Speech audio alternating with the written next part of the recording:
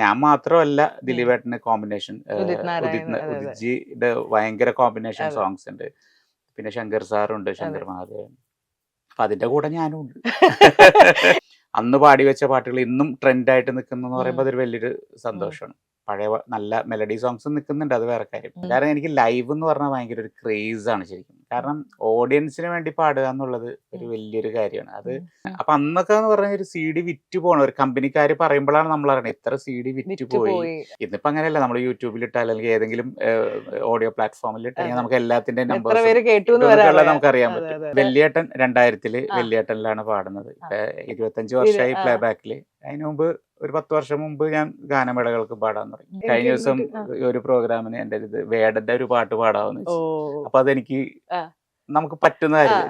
മെഹരുബാ മെഹരുബാ കള്ളിപ്പെണ്ണെ മെഹരുബാ കഞ്ചക പൂഞ്ചെണ്ടിനൊത്തൊരു മുത്തേ മെഹരുബാ. സോ അഫ്സൽക്ക 10 വർഷത്തിന് ശേഷമാണ് ദിലീപേട്ടന് വേണ്ടി ഒരു പാട്ട് പാടുന്നത്. അപ്പൊ ഈ 10 വർഷങ്ങൾക്ക് ശേഷം പ്രിൻസ് ആൻഡ് ഫാമിലി എന്നുള്ള സിനിമയിലെ പാട്ട് പാടുമ്പോൾ എന്തെങ്കിലും ഒരു സ്പെഷ്യൽ തയ്യാറെടുപ്പുണ്ടോ? ബിക്കോസ് അഫ്സൽക്ക ദിലീപേട്ടൻ കോമ്പിനേഷൻ ഭയങ്കര ഹിറ്റ് കോമ്പിനേഷൻ ആണ്. അപ്പൊ ദിലീപേട്ടന് വേണ്ടി പാടുമ്പോൾ എന്തെങ്കിലും പ്രത്യേകത ഉണ്ടോ?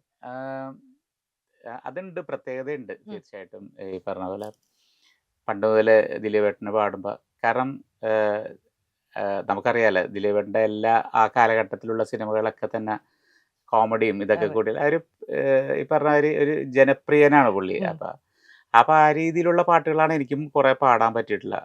അതുകൊണ്ട് തന്നെ പുള്ളി പണ്ട് പാടി വെച്ച പാട്ടുകളൊക്കെ ഇപ്പോഴും എല്ലാവരും ചോദിക്കും, ഞാൻ പ്രോഗ്രാംസിനൊക്കെ പോകുമ്പോഴൊക്കെ ചോദിക്കും. അപ്പൊ ഇപ്പൊ 2 Countries ആണ് ഞാൻ 2015 പാടിക്കഴിഞ്ഞത്. പിന്നെ അതിന് ശേഷം ഗ്യാപ്പ് ഉണ്ടായിരുന്നു ദിലീപേട്ടന് വേണ്ടി. ഇടയ്ക്കൊക്കെ മറ്റുള്ള സിനിമകളൊക്കെ പാടിയിരുന്നു. പക്ഷെ ദിലീപേട്ടന് വേണ്ടി പാടുമ്പോ ഒരു എനർജിയാണ് ശരിക്കും പറഞ്ഞാൽ. ഒരു എന്തെങ്കിലുമൊക്കെ നമുക്ക് ചെയ്യാനുണ്ടാവും പുള്ളിയുടെ. അപ്പൊ തീർച്ചയായിട്ടും ഇതും അതേ രീതിയിലുള്ള നന്നായിട്ട് വന്നിട്ടുണ്ടെന്നാണ് എനിക്ക് തോന്നുന്നത്. ഇപ്പൊ എന്തായാലും സിനിമയ്ക്ക് വേണ്ടി എല്ലാവരും കാത്തിരിക്കുകയാണ്. അതെ. ഇപ്പൊ ഈ ദിലീപേട്ടന് വേണ്ടി പാടുമ്പോൾ ഒരു സ്പെഷ്യൽ എനർജി എന്ന് പറഞ്ഞില്ലേ? ഇപ്പൊ ഞാനിങ്ങനെ ഇന്ന് രാവിലെ വന്നിട്ട് ഇങ്ങനെ ഓഫീസിൽ സംസാരിക്കായിരുന്നു ദിലീപേട്ടന് വേണ്ടി പാടിയ പാട്ടുകൾ. അപ്പൊ നോക്കുമ്പോ എല്ലാം ഹിറ്റാ. ഏത് പാട്ടുകളുള്ളത് ആലോചിക്കണം. എന്തായിരിക്കും ആ ഒരു കെമിസ്ട്രിക്ക് പിന്നിലെ കാരണം? നിങ്ങളുടെ ഒരു കെമിസ്ട്രിയുടെ കാരണം എന്തായിരിക്കും? അത് ചിലപ്പോ പുള്ളിയുടെ സിനിമകളുടെ ഒരു ആറ്റിറ്റ്യൂഡ് ആയിരിക്കാം ചിലപ്പോ എനിക്ക്. പിന്നെ ഞാൻ കുറെയൊക്കെ എനിക്ക് അങ്ങനത്തെ പെപ്പി നമ്പേഴ്സ് ഒക്കെ പാടാനും പിന്നെ കുറച്ച് അങ്ങനത്തെ ഒരു ഗിമ്മിക്സ് ഒക്കെ കാണിച്ച് പാടാൻ പറ്റുന്നതൊക്കെ എനിക്ക് ഇഷ്ടമാണ്. അപ്പൊ അതൊക്കെ പുള്ളിയുടെ കുറെ സിനിമകളിൽ അങ്ങനത്തെ ഉള്ള ഇപ്പൊ ഞാൻ പാടിയല്ലെങ്കിലും മറ്റേ നമ്മുടെ മേനെ പിയാർ കിയ എന്നുള്ള പാട്ടില് CID മൂസിൽ അത് SPB സാറാണ് പാടിയേക്കണത്. പക്ഷെ അതിലും പുള്ളി ചെയ്തു വെച്ചേക്കണ രീതികൾ രസമാണ് അല്ലേ. പക്ഷെ ഞാൻ SPB സാറിന്റെ പാട്ടുകൾ പാടണമെന്ന് തന്നെ എനിക്കത് റിലേറ്റ് ചെയ്യാൻ പറ്റുന്നുണ്ട്. അദ്ദേഹം എങ്ങനെ ചെയ്യും എന്നുള്ളത് നമുക്കൊരു ഐഡിയ ഉണ്ട്. അപ്പൊ തീർച്ചയായിട്ടും അങ്ങനെയുള്ള പാട്ടുകൾ കുറെ ഈ പറഞ്ഞ കുറെ ഹിറ്റ് സോങ്സ് ഉണ്ട്. പക്ഷെ ഞാൻ മാത്രമല്ല ദിലീപേട്ടന് കോമ്പിനേഷൻ, ഉദിത്ജിയുടെ ഭയങ്കര കോമ്പിനേഷൻ സോങ്സ് ഉണ്ട്. പിന്നെ ശങ്കർ സാറുണ്ട്, ശങ്കർ മഹാദേവൻ. അപ്പൊ അതിന്റെ കൂടെ ഞാനും ഉണ്ട്. ഞങ്ങൾ ഇന്ന് രാവിലെ ഇങ്ങനെ സംസാരിക്കുമ്പോ പറയായിരുന്നു, ഇപ്പൊ അഫ്സൽക്ക പാടി വെച്ചതിന് ദിലീപേട്ടന്റെ എക്സ്പ്രഷൻ കൂടെ ഇടുന്ന സമയത്തായിരിക്കും നമുക്ക്, അതായിരിക്കും ഒരു റീസൺ നമുക്ക് ഇത്ര ഇഷ്ടപ്പെടാറുണ്ട്. നിങ്ങളുടെ രണ്ടുപേരുടെയും പേരുകളുടെ കൂടെ തന്നെ നമുക്ക് പറയേണ്ട 2 പേരുകളാണ് ഡയറക്ടർ സിദ്ദിഖ് സാറും ഷാഫി സാറും. അവര് രണ്ടുപേരും അഫ്സൽക്കയുടെ കരിയറിൽ ഒരു എത്ര ഇമ്പോർട്ടന്റ് റോൾ ആയിരിക്കും പ്ലേ ചെയ്തിട്ടുണ്ടാവുക? തീർച്ചയായും വളരെയധികം. കാരണം ഷാഫിക്കാണ് എനിക്ക് കൂടുതൽ അവസരങ്ങൾ. ഇവർ രണ്ടുപേരും എൻ്റെ റിലേറ്റീവ്സ് ആണ് രണ്ടുപേരും. അപ്പൊ അതുകൊണ്ട് തന്നെ ഞങ്ങള് ആദ്യമേ കുടുംബപരമായിട്ട് പരിചയം ഉണ്ടെങ്കിലും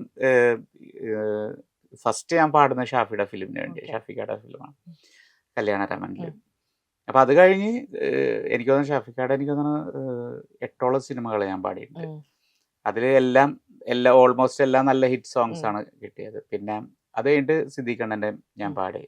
അത് ദിലീപേട്ടന് വേണ്ടി പാടിയത് മറ്റേ ഇതിലായിരുന്നു, ബോഡി ഗാർഡിലായിരുന്നു പാടിയത്. പിന്നെ നമുക്കവിടെ ഭാസ്കർ ദി റാസ്കൾ, അങ്ങനെ സിദ്ദീഖ് അണ്ണന് വേണ്ടി അത്രയൊക്കെയാണ് പാടിയിട്ടുള്ളത്. പക്ഷെ കിട്ടിയ പാട്ടുകളൊക്കെ രണ്ടും നല്ല ഹിറ്റ് ആയിരുന്നു. പിന്നെ ഷാഫിക്കയുടെ ഈ പറഞ്ഞ കുറെ നല്ല പാട്ടുകൾ പാടാനുള്ള ഭാഗ്യം ഉണ്ടായിട്ട്. കൂടുതലും ഇപ്പൊ പോപ്പുലർ ആയതോ അല്ലെങ്കിൽ കൂടുതൽ ഇപ്പൊ അഫ്സൽ ഖാൻ എന്ന് പറയുമ്പോൾ പെട്ടെന്ന് വരുന്ന പാട്ടുകൾ ഫാസ്റ്റ് നമ്പർ സോങ്സ് ആണ്. അതെ. അത് അങ്ങനത്തെ പാട്ടുകൾ പാടാൻ ഇഷ്ടമായത് കൊണ്ടാണോ അതോ വന്നത് അങ്ങനത്തെ പാട്ടുകളായതുകൊണ്ട് അത് പാടിയതാണോ? കാരണം ഇപ്പൊ ഇഷ്ടമാണ് വന്നത് കൊണ്ടും. കാരണം ഇപ്പൊ രാപ്പകലിലെ അതെ, പോകാതെ പോകാതെ. കരിയിലെക്കാറ്റ് എന്നുള്ള പാട്ടും ആ. ഈവൻ കല്യാണരാമനിലെ മറ്റേ കൈത്തിരി കൈത്തിരി താഴെ താളം. തട്ടി അതും ശരിക്കൊരു ഫാസ്റ്റ് നമ്പർ ആണെങ്കിലും ഇമോഷണൽ. ഇമോഷൻസ് ഉണ്ട്. അതെ അതെ, അതെ. അതെ. അപ്പൊ ഏത് പാട്ടാണ് എങ്ങനത്തെയാണ് പാടാൻ അഫ്സൽക്ക് ഇഷ്ടം? രണ്ടും ഇഷ്ടമാണ്.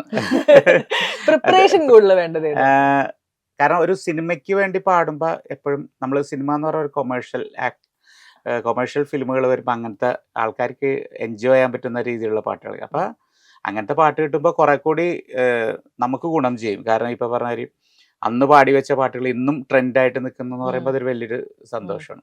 പഴയ നല്ല മെലഡി സോങ്സ് നിൽക്കുന്നുണ്ട്, അത് വേറെ കാര്യം.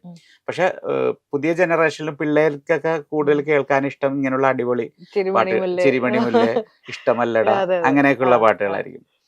അപ്പൊ അത് പാടുന്നതും ഇഷ്ടമാണ്. പക്ഷെ ഒരു മ്യൂസിഷ്യൻ, ആസ് എ മ്യൂസിഷ്യൻ എന്നുള്ള രീതിയിൽ ഒരു നല്ല മെലഡിയസ് സോങ്സ് ഒക്കെ പാടാനാണ് എനിക്ക് ആഗ്രഹം. ഓക്കെ. അപ്പൊ പാടിയതിൽ അഫ്സൽക്ക് പാടിയതിൽ ഏറ്റവും മെലഡിയിൽ ഏറ്റവും ഇഷ്ടപ്പെട്ട പാട്ട് ഏതാ? പോകാതെ കരിയിലെക്കാറ്റ്. പോകാതെ കരിയിലെക്കാറ്റ് തന്നെയാണ്. ഓക്കെ. ഈ ഇമോഷണൽ സോങ്സ് പാടുന്ന സമയത്ത് എടുക്കുന്ന എന്തെങ്കിലും എക്സ്ട്രാ പ്രിപ്പറേഷൻ? ഇല്ല, അങ്ങനെ ഒന്നുമില്ല. നമ്മൾ ആ ഇമോഷൻസ് മാത്രം നോക്കിയാൽ മതി.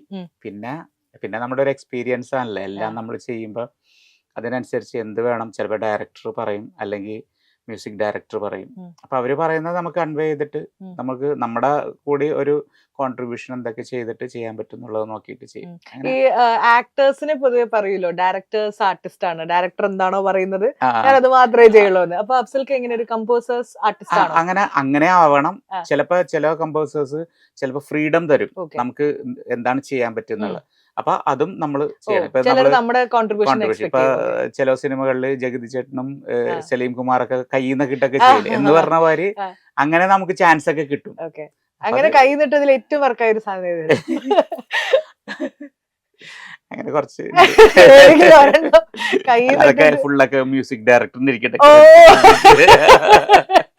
ശരി, ഓക്കെ. ഇപ്പൊ അഫ്സൽക്ക് ഈ പെർഫോമറും കൂടെയാണ്. ഇപ്പൊ ഞാൻ എനിക്ക് ഓർമ്മയുണ്ട്, അതെ പണ്ട് ഇപ്പൊ ടിവിയിലൊക്കെ സ്റ്റേജ് പെർഫോമൻസിന്റെ ഷോസ് ഒക്കെ നമ്മൾ കാണുന്ന സമയത്ത് അഫ്സൽക്ക് സ്റ്റേജിൽ നിന്ന് ഇറങ്ങിയ ഓഡിയൻസിന്റെ ഇടയിൽ നിന്നൊക്കെ പാടും. അപ്പൊ അഫ്സൽക്കെ കാണാൻ പറ്റില്ല, ചുറ്റും ആൾക്കാർ എന്നിട്ട് ഡാൻസും ഒക്കെയാണ്. അപ്പൊ ഏതാണ് ഒരു സ്റ്റേജ് ഷോയില് ഭയങ്കര ഫേവറേറ്റ് ആയിട്ടുള്ള ഒരു മെമ്മറി ചെയ്യുന്നു? അല്ലെങ്കിൽ കാരണം ഒരു ആർട്ടിസ്റ്റിന് ആളുകളുടെ മുന്നിൽ ലൈവായിട്ട് പെർഫോം ചെയ്യുമ്പോൾ കിട്ടുന്ന ഒരു എനർജി ഉണ്ടല്ലോ. ഏറ്റവും ഫേവറേറ്റ് മെമ്മറി? അങ്ങനെ എല്ലാം എനിക്ക് മെമ്മറബിൾ ആണ് ശരിക്കും പറഞ്ഞത്. കാരണം എനിക്ക് ലൈവ് എന്ന് പറഞ്ഞാൽ ഭയങ്കര ഒരു ക്രേസ് ആണ് ശരിക്കും. കാരണം ഓഡിയൻസിന് വേണ്ടി പാടുക എന്നുള്ളത് ഒരു വലിയൊരു കാര്യമാണ്. അത് പല രീതിയിൽ ഇപ്പൊ നമ്മളിപ്പോ ഒരു അടിപൊളി പാടുമ്പോ ഈ പറഞ്ഞ ഒരു ഓഡിയൻസിലേക്കൊക്കെ ഇറങ്ങി ചെന്ന് അവരോട് കൂടെ ചെന്ന് അവരെയും കൂടി നമ്മൾ ഇൻവോൾവ് ചെയ്യിച്ചുകൊണ്ട് പാടുക. പിന്നെ ഒരു മെലഡി സോങ് പാടുമ്പോ ഇപ്പൊ ഞാൻ പാടിയ പാട്ട് അല്ല, ഇപ്പൊ SPB സാറ് പാടിയ പാട്ടുകൾ ഞാൻ പാടാറുണ്ട്, മെലഡി സോങ് ദാസ് സാറ് പാടിയത് പാടും. അപ്പൊ അതൊക്കെ എന്റെ എക്സൈറ്റ്മെന്റ് ആണ്. ഞാൻ പാടുമ്പോ എങ്ങനെ ആൾക്കാർ എടുക്കുന്നുണ്ട് എന്നുള്ളൊരു ആ ഒരു എക്സൈറ്റ്മെന്റ്. അതായത് നമ്മുടെ ഒരു പാഷനാണ് ശരിക്കും പറഞ്ഞ ഇതെല്ലാം. അപ്പൊ മെമ്മറബിൾ എന്ന് പറഞ്ഞാൽ എല്ലാം ഇങ്ങനെ ഓരോ സ്റ്റേജും. ഒരു ഇൻസിഡന്റ് എപ്പോഴേലും ഫാൻസ് വല്ലാതെ സ്നേഹിച്ച് കൊന്നൊക്കെ ഉണ്ട്, അവസരങ്ങളൊക്കെ ഉണ്ടായിട്ടുണ്ട്. അത് കുറെ പ്രാവശ്യം ഉണ്ടായിട്ടുണ്ട്. എവിടെ വെച്ചിട്ടുള്ള അത് ഇപ്പൊ ഈ അടുത്ത് എനിക്ക് തോന്നുന്നു ഇപ്പൊ ഈ ലാസ്റ്റ് പ്രോഗ്രാം തന്നെ കട്ടപ്പനയിലെ ഒരു പ്രോഗ്രാം ഇപ്പൊ കഴിഞ്ഞ് പോണ സമയത്ത് ഒരാൾ വന്നിട്ട് ചോദിച്ചു, ഞാനൊന്ന് കവളത്ത് കിസ് ചെയ്തോട്ടെ. ഒരാള് അല്ല അത്ര ആരാധന ഉണ്ട്. അത് ഓരോരുത്തരുടെ ഇഷ്ടമാണ്. പുള്ളി ചെറുതായിട്ട് കഴിച്ചിട്ടൊക്കെ ഉണ്ട്. പക്ഷെ ആ സമയത്ത് തോന്നണ പുള്ളിയുടെ ഒരു ആഗ്രഹമാണ്. ഞാൻ സാധിച്ചു കൊടുത്തു. അങ്ങനെ അതൊക്കെ നമുക്ക് ഒരു സന്തോഷമാണ്. ചിലപ്പോ ചിലവര് വയലന്റ് ആയിട്ട് വരാറുണ്ട് ചിലവര്. അതുകൊണ്ട് അതൊരു ഇച്ചിരി നമുക്ക് ഡിസ്റ്റർബ്ഡ് ആവും. പക്ഷെ എന്നാലും കുറെയൊക്കെ ക്ഷമയോടുകൂടി കാര്യങ്ങള് അപ്രോച്ച് ചെയ്യാറുണ്ട് ഞാൻ. ഈ ആരാധകരുടെ കാര്യമൊക്കെ പറയുമ്പോഴേ ഇപ്പൊ ഈ ട്രെൻഡ്, വൈറൽ ഇങ്ങനെയൊക്കെയുള്ള വാക്കുകളുണ്ടല്ലോ. പക്ഷെ ഈ ട്രെൻഡ് സെറ്റർ ഇതിനൊക്കെ മുന്നേ തന്നെ ട്രെൻഡ് സെറ്റർ ആയ ഒരാളാണ് അഫ്സൽ. കാരണം ഇപ്പൊ ഞാൻ കോളേജിലൊക്കെ പഠിക്കുന്ന സമയത്ത് പ്രൈവറ്റ് ബസ്സിലൊക്കെ പോകുമ്പോ അഫ്സൽക്കയുടെ പാട്ടുകളുള്ള CD ആയിരിക്കും. അപ്പൊ ബസ്സിലൊക്കെ എപ്പോഴും ആ പാട്ടുകൾ കേട്ട്. അപ്പൊ ഇന്നത്തെ കാലത്താണെങ്കിലും നമുക്ക് ഇപ്പൊ ലൈക്സ്, ഷെയർ, കമന്റിലൂടെ മനസ്സിലാക്കാം ഈ ഓക്കെ നമ്മുടെ പാട്ട് വർക്കായി, നമ്മുടെ പാട്ട് ഹിറ്റായി. അന്നത്തെ കാലത്തൊക്കെ എങ്ങനെയായിരുന്നു അത്? അത് മനസ്സിലാക്കി ഒരു പരിധി വരെയൊക്കെ ഇപ്പൊ ഇന്ന് അതിനെ കുറിച്ച് ഞാൻ ഒരാളായിട്ട് സംസാരിച്ചുള്ളൂ. കാരണം പണ്ട് SPB സാറിന്റെ പാട്ടുകൾ ലൈവായിട്ട് ഞാൻ ഒരു ഓഡിയോ റെക്കോർഡ് ചെയ്തു. ഞാനല്ല, ഒരു പുനർദം എന്ന് പറഞ്ഞൊരു കാസറ്റ് കമ്പനി ചെയ്തു. അത് ആ കാസറ്റും CD ഒക്കെ ഒരു ലക്ഷക്കണക്കിനാണ് പോയത്. അപ്പൊ അവർക്കൊരു കണക്കുണ്ട്, പക്ഷെ അത് പബ്ലിക് അറിയുന്നില്ല. ഇന്നാണ് ഇപ്പൊ നമുക്ക് ലൈക്കും ഷെയർ ഒക്കെ കാണാം. അപ്പൊ അത് ഭയങ്കരമായിട്ട് വൈറലായിരുന്നു അങ്ങനെ. അപ്പൊ അന്നൊക്കെ എന്ന് പറഞ്ഞ ഒരു CD വിറ്റ് പോകണം, ഒരു കമ്പനിക്കാർ പറയുമ്പോഴാണ് നമ്മൾ അറിയണത് ഇത്ര CD വിറ്റ് പോയി, അല്ലെങ്കിൽ ഇത്ര കാസറ്റ് വിറ്റ് പോയി എന്ന് അറിയുമ്പോഴാണ് നമ്മൾ അവരുടെ ഒരു മാർജിനും അവർക്കുണ്ടായ ലാഭത്തിനെ കുറിച്ചൊക്കെ അറിയുന്നത്. ഇന്നിപ്പോ അങ്ങനെയല്ല, നമ്മൾ യൂട്യൂബിലിട്ടാൽ അല്ലെങ്കിൽ ഏതെങ്കിലും ഓഡിയോ പ്ലാറ്റ്ഫോമിൽ ഇട്ടാൽ നമുക്ക് എല്ലാത്തിന്റെ നമ്പേഴ്സ് നമുക്ക് അറിയാൻ പറ്റും. അപ്പൊ ആ കാലഘട്ടത്തിൽ അങ്ങനെയായിരുന്നു. അന്ന് ഓരോ കാലഘട്ടം മാറുമ്പോ എന്താണ് ആ കാലഘട്ടം ഈ കാലഘട്ടം ഒരു വ്യത്യാസം തോന്നുന്നത്? വ്യത്യാസം എന്ന് പറഞ്ഞാൽ ഇപ്പൊ ഇത് തന്നെ വ്യത്യാസം. ലൈക്സ് അറിയാൻ പറ്റും, മറ്റേ അറിയാൻ പറ്റില്ല. എത്രമാത്രം മാറിയിട്ടുണ്ട് അഫ്സൽക്ക? ഇപ്പൊ ഈ അഫ്സൽക്ക വന്നൊരു സ്റ്റേജിൽ നിന്നും വല്യേട്ടനിലാണല്ലേ ആദ്യത്തെ? വല്യേട്ടൻ 2000 വല്യേട്ടനിലാണ് പാടുന്നത്. 25 വർഷമായി പ്ലേ ബാക്കില്. അതിനു മുമ്പ് ഒരു 10 വർഷം മുമ്പ് ഞാൻ ഗാനമേളകൾക്ക് പാടാൻ തുടങ്ങി. അപ്പൊ തീർച്ചയായിട്ടും മാറ്റങ്ങൾ ഉണ്ടായിട്ടുണ്ട്. നമുക്ക് മാറ്റങ്ങൾ ഉണ്ടാവുമല്ലോ, കാരണം ലോകം എന്ന് പറഞ്ഞാൽ അതാണല്ലോ. അപ്പൊ അത് കൊറേയൊക്കെ നമ്മൾ അപ്ഡേറ്റ് ചെയ്യുന്നുണ്ട്, കൊറേയൊക്കെ ശ്രമിച്ചിട്ട് പറ്റാതെ പോകുന്നുണ്ട്. അങ്ങനെ ഏതെങ്കിലും ഒരു അപ്ഡേഷൻ പറയാൻ പറ്റുമോ? ശ്രമിച്ചിട്ട് ഞാൻ അപ്ഡേറ്റ് ചെയ്യാൻ ശ്രമിച്ചു, പക്ഷെ കഴിഞ്ഞ ദിവസം ഒരു പ്രോഗ്രാമിന് എന്റെ വേടന്റെ ഒരു പാട്ട് പാടാമെന്ന് വെച്ചു. അപ്പൊ അതെനിക്ക് നമുക്ക് പറ്റുന്ന കാര്യം ചിലപ്പോ സ്റ്റൈല് വേറെ. ഇപ്പൊ ഒരു ഡബ്സിയുടെ ഒരു പാട്ട് ഏതെങ്കിലും ആവേശത്തിലെ പാട്ടാ, അല്ലെങ്കിൽ മറ്റേ ഇല്ലുമിനാറ്റി അങ്ങനെ, അല്ലെങ്കിൽ വട്ടയപ്പം, അതൊക്കെ എനിക്ക് പറ്റും. അല്ലാതെ അത് കടന്ന് ഫെജോ പാടുന്നത് പോലെയോ അല്ലെങ്കിൽ റാപ്പ്, അതൊന്നും നമുക്ക് പറ്റില്ല. അപ്പൊ ആ ഒരു അപ്ഡേഷനിലേക്ക് ഞാൻ പോണില്ല. അതവരൊക്കെ പാടട്ടെ. അപ്പൊ എനിക്ക് തോന്നുന്നു അഫ്സൽക്ക് 17 വയസ്സിൽ പാടാൻ തുടങ്ങിയത് അല്ലെ ഇൻഡസ്ട്രിയില്? ഗാനമേളകൾ, പ്രൊഫഷണൽ ആയിട്ട് ഗാനമേളക്ക് പാടാൻ തുടങ്ങി. ഇപ്പൊ ഇത്രയും വർഷമായിട്ട് ഇൻഡസ്ട്രിന്ന് ഇപ്പൊ കുറെ പേര് ഈ പറഞ്ഞ പോലെ സിനിമാ സ്വപ്നവുമായിട്ടുണ്ട്. ഒരുപാട് പേർക്ക് കുറച്ചും കൂടി ആക്സസിബിൾ ആണ് ഇന്നിപ്പോ സിനിമയിലേക്ക് വരാനൊക്കെ. അപ്പൊ ഇത്രയും വർഷങ്ങളുടെ ഒരു എക്സ്പീരിയൻസ് എന്നുള്ള രീതിയിൽ അഫ്സൽക്ക് കൊടുക്കാനുള്ള ഒരു വൺ അഡ്വൈസ്. ഇപ്പൊ ഞാനിത് ആക്ടേഴ്സിനോടൊക്കെ ചോദിക്കുമ്പോൾ അവര് ചിലപ്പോ പറയും പണ്ടത്തെ പോലെയല്ല, ഇപ്പോ സിനിമയാണെങ്കിലും നിങ്ങൾക്ക് പഠിത്തം ഉണ്ടാവണം, വേറൊരു കരിയർ ഇത് മാത്രം ഡിപ്പെൻഡ് ചെയ്യരുത് എന്നൊക്കെ അൺസർട്ടൺ ആണ് എന്നൊരു ഒരു സൈഡ് വരും. അപ്പൊ അഫ്സൽക്കയോട് ചോദിക്കുകയാണെങ്കിൽ എന്താണ് സിനിമയിൽ എത്തണം, പ്ലേ ബാക്കിൽ വരണം എന്നൊക്കെ ആഗ്രഹിക്കുന്ന ആൾക്കാരോട്? അത് നമ്മളായിട്ട് വളരെ സിൻസിയർ ആയിട്ട് നമ്മൾ ഇതിൽ നിൽക്കുക. പിന്നെ തലവര എന്ന് പറഞ്ഞൊരു സാധനമാണ് മെയിൻ സംഭവം. നമ്മള് ഇപ്പൊ ഞാൻ തന്നെ പറയണെങ്കിൽ, ഇപ്പൊ എന്റെ കൂടെ വർക്ക് ചെയ്തിട്ടുള്ള അല്ലെങ്കിൽ എന്നെക്കാളും കഴിവുള്ളവരൊക്കെ എന്റെ കൂടെ കാലഘട്ടത്തിൽ തുടങ്ങിയ ആൾക്കാർ ഇപ്പോഴും ഉണ്ട്. പക്ഷെ അവരൊക്കെ ഇത്ര പാട്ടുകൾ സിനിമയിൽ പാടാനൊന്നും അവസരങ്ങൾ കിട്ടിയിട്ടില്ല. അപ്പൊ അതാണ് മെയിൻ, സ്റ്റാർ ഇത് കിട്ടുക എന്നുള്ളത് ഒരു ദൈവം തരുന്ന ഒരു ഇതാണ്. പക്ഷെ അതിനുവേണ്ടി നമ്മൾ ആത്മാർത്ഥമായിട്ട് ഇതിന് ഒരു പാഷനോട് കൂടി തന്നെ കാണാം. ചിലപ്പോൾ നമ്മൾ കുറേയൊക്കെ സഹിക്കേണ്ടി വരും, ചിലപ്പോൾ സാമ്പത്തികമായിട്ട് കുറേ നമുക്ക് മിസ് ചെയ്യും, അങ്ങനെ കുറേ കാര്യങ്ങളൊക്കെ ഉണ്ട്. അതെല്ലാം സഹിച്ച് മുന്നോട്ട് പോയാൽ നമുക്ക് എവിടെയെങ്കിലും ഒരു ഓപ്പണിങ് കിട്ടും. അതെനിക്ക് എൻ്റെ ലൈഫിൽ എനിക്ക് അങ്ങനെ കിട്ടിയിട്ടുണ്ട്. അത് അത്രയും ഇപ്പൊ ആ കാലഘട്ടത്തിലൊക്കെ വീട് വിട്ടെന്ന് പറയാം. ശരിക്കും പറഞ്ഞാൽ ഫുള്ള് പാഷനായി മ്യൂസിക്കിനോട് പ്രാന്തായിട്ട്. ഞാനൊരു റിതം പ്രോഗ്രാമറും കൂടിയായിരുന്നു, റിതം പ്രോഗ്രാമിങ് ചെയ്യുമായിരുന്നു. അപ്പൊ അതിലും ഇൻവോൾവ് ആയിരുന്നു. അപ്പൊ മ്യൂസിക്കിന്റെ ഏത് മേഖലയിലും വർക്ക് ചെയ്യാനുള്ള ഒരു പാഷൻ അന്നുണ്ടായിരുന്നു. അതായത് എനിക്ക് എൻ്റെ ഒരു 25 വയസ്സിലേക്കുള്ള ഒരു കാലഘട്ടം. അപ്പൊ അതിന്റെ ഒരു റിസൾട്ടാണ് എനിക്ക് പിന്നീട് കിട്ടിയതെന്ന് എനിക്ക് എൻ്റെ തോന്നലുണ്ട്. അത് പലർക്കും പല രീതിയിലായിരിക്കും. അപ്പൊ എപ്പോഴും നമ്മൾ ചെയ്യുന്ന ജോലിയോട് സിൻസിയർ ആയിട്ട് അപ്രോച്ച് ചെയ്യുക, അതിൽ ഹാർഡ് വർക്ക് ചെയ്യാന്ന് കുറച്ചാൾ മുമ്പ് പറയും. ഇപ്പൊ കുറച്ചും കൂടി സ്മാർട്ട് വർക്കായിട്ട് നമുക്ക് കാര്യങ്ങൾ നീക്കാൻ പറ്റും. കാരണം കുറെ അവസരങ്ങളും കുറെ പ്ലാറ്റ്ഫോംസും ഇപ്പോഴത്തെ പിള്ളേർക്ക്, നമുക്ക് പണ്ടെന്ന് പറഞ്ഞാൽ നമുക്ക് ഒരു സ്റ്റേജ് കിട്ടണ തന്നെ ഒരു വലിയൊരു പ്ലാറ്റ്ഫോമാണ്. ഇന്നിപ്പോ അങ്ങനെയല്ല, നമുക്കൊരു മൊബൈൽ എടുത്ത് നമുക്കൊരു റീല് ഇവിടെ നിന്ന് തന്നെ പാടി നമുക്ക് ഇടാൻ പറ്റും. ലോകത്തിന്റെ എല്ലാ സ്ഥലത്തേക്കും നമുക്ക് എത്തിക്കാൻ പറ്റും. അപ്പൊ അന്നൊന്നും അങ്ങനെ ഇല്ലായിരുന്നു. ഇപ്പൊ കുറെ കൂടി അത് അഡ്വാൻസ്ഡ് ആയതുകൊണ്ട് സ്മാർട്ട് വർക്കിലൂടെയും നമ്മുടെ, പക്ഷെ കഴിവ് ഉണ്ടാവണം, നമ്മൾ അതിനുവേണ്ടി ഡെഡിക്കേറ്റഡ് ആവണം എന്നൊക്കെയുള്ള ആഗ്രഹമുണ്ട്. നല്ല കഴിവുള്ള പിള്ളേര് ഇപ്പോഴും റീൽസിലും മാത്രം ഒതുങ്ങി നിൽക്കുന്ന കുട്ടികളുണ്ട്. അവരൊക്കെ വരണം എന്നാണ് എന്റെയൊക്കെ കാഴ്ചപ്പാട്. നല്ല പാട്ടുകളൊക്കെ ആയിട്ട്. അല്ല, നല്ല പാട്ടുകൾ, പക്ഷെ അതിന് നല്ല പാട്ടുകൾ ഉണ്ടാവണം. അതാണ്. ഇപ്പൊ ഈ അടുത്ത് കേട്ടതിൽ, ഇപ്പൊ ഇറങ്ങിയതിൽ അഫ്സൽക്ക് ഏറ്റവും ഇഷ്ടപ്പെട്ട നല്ല പാട്ട് എന്ന് തോന്നിയ ഒരു ടൈറ്റിൽ കൊടുക്കാൻ പറ്റുന്ന ഒരു പാട്ട് ഏതായിരിക്കും?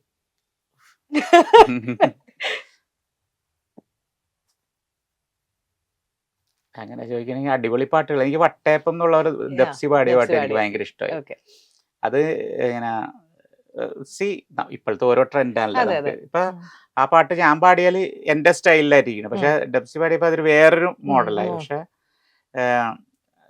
ഈ പറഞ്ഞ ഒരു യൂത്തിന്റെ ഇടയിലൊക്കെ ഭയങ്കര ഹിറ്റുള്ള പാട്ടാണ്. പിന്നെ ഇല്ലുമിന്നാട്ടി ആണെങ്കിലും പിന്നെ അർമാദം മറ്റേ പ്രണവ് ശശി പാടിയൊക്കെ അങ്ങനെ ഒരു കാലഘട്ടത്തിൽ എന്റെ വോയിസിലായിരിക്കും ചിലപ്പോൾ അങ്ങനത്തെ ടൈപ്പ് ഓഫ് പാട്ടുകൾ കേട്ടിട്ടുള്ളത്. ഇപ്പൊ അത് ഡിഫറെന്റ് ടൈപ്പ് ഓഫ് വോയിസിലാണ് കേൾക്കുന്നത്. അപ്പൊ അതിന്റെ ഒരു ചേഞ്ച് ഉണ്ട്. പക്ഷെ കേൾക്കാൻ ഇഷ്ടമാണ് അങ്ങനത്തെ പാട്ടുകളൊക്കെ. അഫ്സൽക്കെയാണ് ഇന്റർവ്യൂ ചെയ്യാൻ പോകുന്നത് എന്നൊക്കെ പറയുമ്പോഴും അഫ്സൽക്കെ പറ്റി പറയുമ്പോഴൊക്കെ കൂടുതൽ ആൾക്കാർ പറഞ്ഞൊരു കാര്യമാണ് ഭയങ്കര ഹമ്പിൾ ആണ് എന്നുള്ളൊരു സാധനം. അഫ്സൽക്ക് പൊതുവെ ഭയങ്കര ഹമ്പിൾ ആണ്. അങ്ങനെ എനിക്ക് ഇതുവരെ സംസാരിച്ചതിൽ അങ്ങനെയാണ് തോന്നിയത്. അങ്ങനെ ആളുകള് അങ്ങനത്തെ ഒരു അഭിപ്രായം പറയുക അല്ലെങ്കിൽ അങ്ങനെ ഓരോരുത്തരുടെ നേച്ചറാണല്ലോ. ഞങ്ങൾക്ക് പൊതുവെ സൗമ്യനാണ് അങ്ങനെ. പിന്നെ അത്യാവശ്യം സമയങ്ങളിലൊക്കെ എന്നാലും കുറെ എനിക്ക് തന്നെ തോന്നിയിട്ടുണ്ട് ഞാൻ നല്ലൊരു ക്ഷമയുള്ള ഒരാളാണെന്ന് തോന്നിയിട്ടുണ്ട്. അത് ലൈഫിൽ എനിക്ക് ഗുണം ചെയ്തിട്ടേ ഉള്ളൂ ശരിക്കും പറഞ്ഞാൽ. ചില സമയങ്ങളിലൊക്കെ അങ്ങനെ കൂടുതൽ ക്ഷമ കാണിച്ചുകൊണ്ട് ചില നല്ലതൊക്കെ വന്ന് ഭവിച്ചിട്ടുണ്ട്. അപ്പൊ നമ്മുടെ ഒരു എന്താ പറയാ നമുക്ക് തോന്നുന്ന കാര്യങ്ങളാണ് അത്. അങ്ങനെ ഗുണം ചെയ്തിട്ടുണ്ട് കുറെയൊക്കെ. ക്ഷമ കുറെ ഗുണം ചെയ്തിട്ടുണ്ട്. ക്ഷമ, വിട്ടുവീഴ്ച, ഇതൊക്കെ ഗുണം ചെയ്തിട്ടുണ്ട്. ഇപ്പൊ അഫ്സൽക്ക ദിലീപേട്ടൻ കോമ്പിനേഷനിലേക്ക് ഞാൻ തിരിച്ചു വരാം. ഇപ്പൊ യൂഷ്വലി നമ്മള് ഈ ഡബിങ് ആർട്ടിസ്റ്റുകൾക്കൊക്കെ പൊതുവെ പറയാറുണ്ട്, ഒരു ആർട്ടിസ്റ്റിന് വേണ്ടി കൂടുതൽ ഡബ് ചെയ്ത് കഴിഞ്ഞാല് പിന്നെ ആ ഡബിങ് ആർട്ടിസ്റ്റ് വേറൊരാൾക്ക് ഡബ് ചെയ്യുന്ന സമയത്ത് ക്യാരക്ടർ അവരെ കിട്ടുന്നില്ല, പഴയ ആളെ തന്നെ വരുന്നു എന്നുള്ളത്. എപ്പോഴെങ്കിലും അഫ്സൽക്കയ്ക്ക് തോന്നിയിട്ടുണ്ടോ ദിലീപേട്ടന് വേണ്ടി പാടിയിട്ട് വേറെ അവസരങ്ങൾ വേറെ ആക്ടർക്ക് വേണ്ടി പാടാൻ എനിക്ക് കുറവാകുന്നു? അങ്ങനെ തോന്നിയിട്ടില്ല. അങ്ങനല്ല, മ്യൂസിക് എന്ന് പറയണത് ഡബിങ് പോലെയല്ല, അതിന്റെ ഒരു വേവ് വേറെയാണ് ശരിക്കും. അപ്പൊ മറ്റേത് നമ്മളൊരു നമ്മൾ സംസാരിക്കുന്നത് ഡബിങ് എന്ന് പറഞ്ഞാൽ ഓബിയസ്ലി പാട്ടെന്ന് പറയുമ്പോൾ വേറൊരു ഇതാണല്ലോ, തലമാണല്ലോ. അപ്പൊ അത് നമുക്ക് മോഡുലേഷൻസ് കുറെ മാറ്റാം. ഇപ്പൊ ദിലീപേട്ടന് പാടുമ്പോ തന്നെ, പിന്നെ ഇപ്പൊ വെളുവെളുത്തൊരു പെണ്ണ് പാടുമ്പോ ആ പാട്ടിന്റെ ഒരു ശരിക്കും പറഞ്ഞാൽ പാട്ട് മ്യൂസിക്കലി അങ്ങനെ ഭയങ്കര റിച്ച് ഒന്നും അല്ല പാട്ട്, പക്ഷെ ആ ലിറിക്കിനൊരു റിച്ച്നെസ് ഉണ്ട്, അതിങ്ങനെ പറഞ്ഞ് ഫലിപ്പിക്കണം. അപ്പൊ അത് എങ്ങനെ ഫലിപ്പിക്കാം എന്നുള്ളതാണ്. അത് ദിലീപേട്ടൻ ചെയ്യുമ്പോ എങ്ങനെ ഇരിക്കും എന്നുള്ളത് കണ്ടുകൊണ്ടാണ് ഞാനത് പാടിയത്. അതേപോലെയാണ് ഈ പാട്ട് പാടിക്കുന്നത്. ഇതും അങ്ങനെയൊക്കെ തന്നെയാണ്. ഇത് ആ ഒരു സ്റ്റൈലിലുള്ള മീൻസ് അങ്ങനെ ആ സ്റ്റൈൽ തന്നെ അല്ല, ഇതും അങ്ങനത്തെ ഒരു റൊമാൻസിന്റെ ഒരു എന്താകും എന്നുള്ളൊരു കൺസെപ്റ്റിൽ നിൽക്കുന്ന ഒരാളുടെ ഒരു ആ ഇതിലാണ് പാടിയത്. പിന്നെ അങ്ങനെ നമുക്ക് ചിലതൊക്കെ നമ്മളങ്ങനെ പാടുമെങ്കിലും പിന്നെ എല്ലാം കൂടി ചേരുമ്പോഴാണ് അത് ശരിയാവും. പിന്നെ എഡിറ്റിങ്ങും അതിന്റെ കളർഫുൾ ആയിട്ട് ചിത്രീകരിക്കുമ്പോഴൊക്കെ ഉള്ള ഒരു ഇതുണ്ട്, അതില് എത്തുമ്പോ നന്നാവും. ഞാൻ വിക്കിപീഡിയ നോക്കിയപ്പോ, തെറ്റാണോന്ന് അറിയില്ല, 2017 പ്ലേ ബാക്കിൽ ലാസ്റ്റ് പാട്ടായിട്ട് ആണോ? 18. അപ്പൊ ഈ 25 വരെ ഒരു ബ്രേക്ക് എടുത്തതാണോ അതോ? എടുത്തതല്ല, കിട്ടാഞ്ഞതാണ്. അതെന്തായിരിക്കും? കോവിഡ് ആണോ? കൊറേയൊക്കെ കോവിഡിന്റെ പോയിട്ടുണ്ട്. പിന്നെ പാടിയിട്ടുണ്ട്, പക്ഷെ സിനിമകള് ചിലപ്പോ വിക്കിപീഡിയയിൽ വന്നിട്ടുണ്ടാവില്ല, ചില സിനിമകള് പാടിയിട്ടുണ്ട്. പിന്നെ ആക്ച്വലി ഞാൻ തന്നെ ഇടക്ക് നോക്കിയപ്പോ ഏതൊക്കെയോ ഉണ്ടായിരുന്നു, പിന്നെ നോക്കുമ്പോ കാണുന്നില്ല. ചിലപ്പോ സിനിമ ഇറങ്ങിയിട്ടുണ്ടാവൂല, അങ്ങനെയൊക്കെയുള്ള. എന്നാലും കുഴപ്പമില്ല. എന്നെ സംബന്ധിച്ചിടത്തോളം ഇനി കിട്ടണൊക്കെ ബോണസ്. നമുക്ക് ചെയ്യാനുള്ളതൊക്കെ ചെയ്ത് കഴിഞ്ഞ്. ഇപ്പൊ എന്നെ സംബന്ധിച്ചോളം പ്ലേ ബാക്കിൽ ഇപ്പൊ 25 years എന്ന് പറയുമ്പോ ഒരു മനുഷ്യന്റെ പകുതി പിന്നെ കഴിഞ്ഞ്. അത് മതി. അതിൽ അത്രയും പോപ്പുലർ ആയിട്ടുള്ള പാട്ടുകൾ കിട്ടി എന്ന് വെച്ചിട്ട് ഇത് മതിയെന്ന് ഞാൻ പറഞ്ഞ ആരും വിളിക്കാതിരിക്കല്ലേ എന്നല്ല. പാടാൻ ആഗ്രഹമുണ്ട്, പക്ഷെ അത് കിട്ടണ അനുസരിച്ച് നമുക്ക് വളരെ സന്തോഷത്തോടുകൂടി സ്വീകരിക്കും. അതിലുപരി ഇപ്പോഴത്തെ ജനറേഷന് അവർക്ക് ആവശ്യമുള്ളത് അങ്ങനെ പുതിയ ആൾക്കാർ പറ്റുന്നു. അല്ലെങ്കിൽ അവര് പിന്നെ ഒന്നാമത് പാട്ടില്ല, അതിന്റെ ഇടയിൽ കൂടെ ഇവരൊക്കെ വന്ന് ഇങ്ങനെ തിങ്ങി വന്നു കഴിഞ്ഞിട്ട് എനിക്കും പാട്ട് വേണം അവർക്കും പാട്ടും വേണം, പാട്ടും ഇല്ല എന്ന് പറഞ്ഞാൽ എന്ത്? അഫ്സൽക്ക SPB സാറിന്റെ പാട്ടുകൾ പാടാറുണ്ട്. എനിക്ക് ഒരു ഓർമ്മയുണ്ട്, ഇളയനില പാടുന്ന ഒരു വീഡിയോ ഒരുപാട് തവണ കണ്ടത്.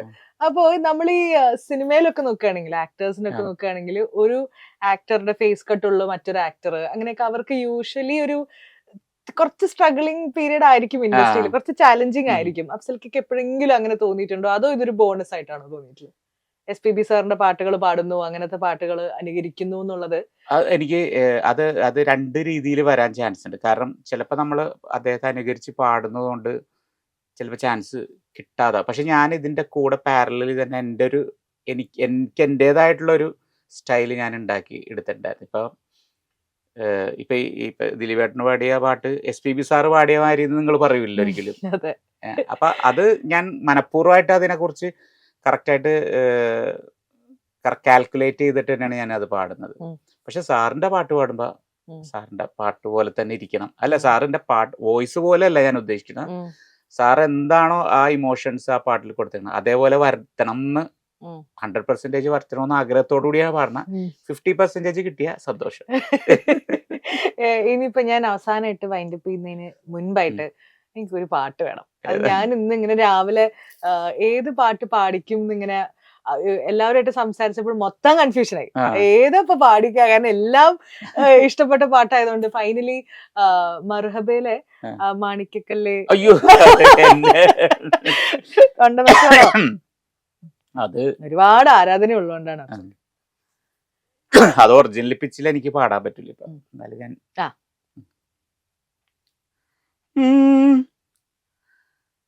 മാണിക്കക്കല്ലേ മൊഞ്ചത്തിപ്പൂവേ ചെമ്പക മല്ലിക വാസന റാണി കാർമുടി വണ്ടിറ പൂരകം ചൂടാൻ മർഹബ നീ കിലുകിലുങ്ങണ വളയണിയടിത്തേ നലങ്കാരി നീ കുണുകുണുങ്ങനെ താളം തട്ടടി പവിഴ ചിങ്കാരി ഓ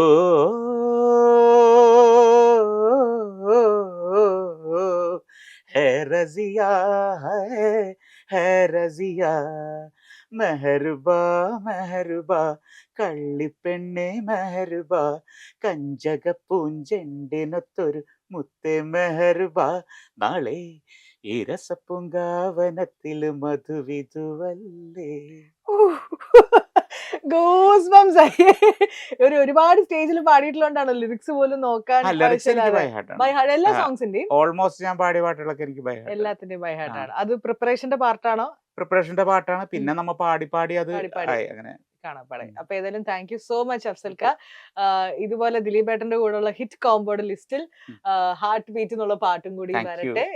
എന്താണ് നമ്മുടെ ലിസണേഴ്സിനോട് സിനിമയെ കുറിച്ച് പറയാനുള്ളത്?